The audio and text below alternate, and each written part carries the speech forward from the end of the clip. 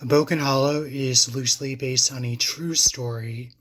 In 1985 in Texas, there was a ranch that was raided. On the premises, they discovered fragments of bones and recordings of the ranch hands being tortured and screaming, with cattle prods being used on them. Now, allegedly, the workers were being forced to work without pay and whatnot.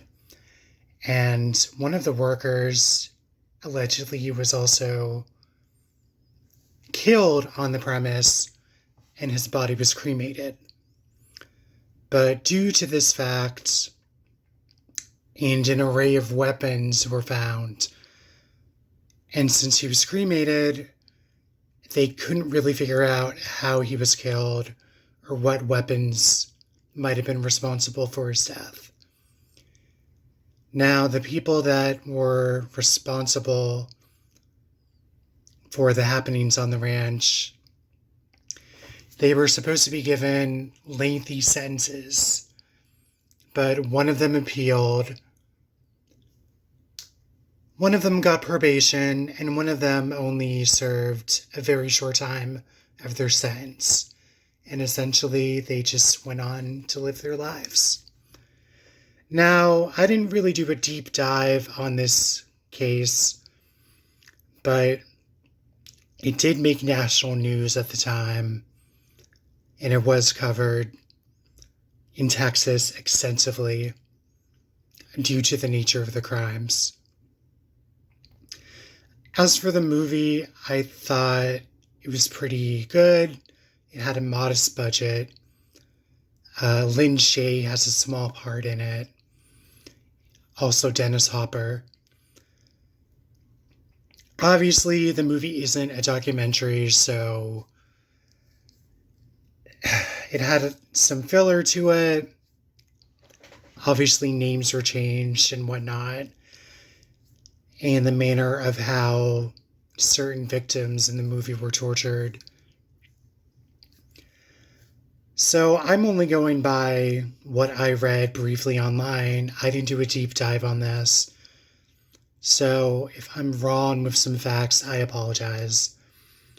There may be more detailed information out there. I just thought the movie was interesting, and I thought the fact that it was loosely inspired by the Texas slave ranch was interesting as well.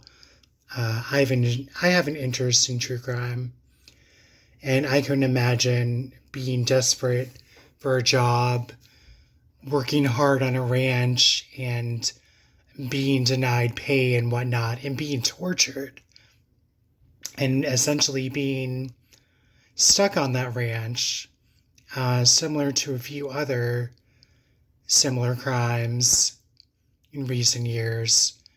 It sort of reminds me of when there was a Craigslist ad out for work out in the middle of nowhere, and basically the guy had to fight for his life and discovered that someone else who signed up for the work had been murdered. And he was basically fleeing and trying not to get murdered himself. So it makes you wonder how many other cases there could be out there like this that we just don't know about, or they just didn't do a lot of time for it due to certain circumstances. It makes you wonder. So yeah, Hoboken Hollow. I streamed it. I thought it was a good, creepy little independent movie. And I was definitely interested in reading a little bit more about the true crimes. So if I'm missing any info, or if anyone knows more info, feel free to comment. And thanks for watching. I'll catch you on the flip side.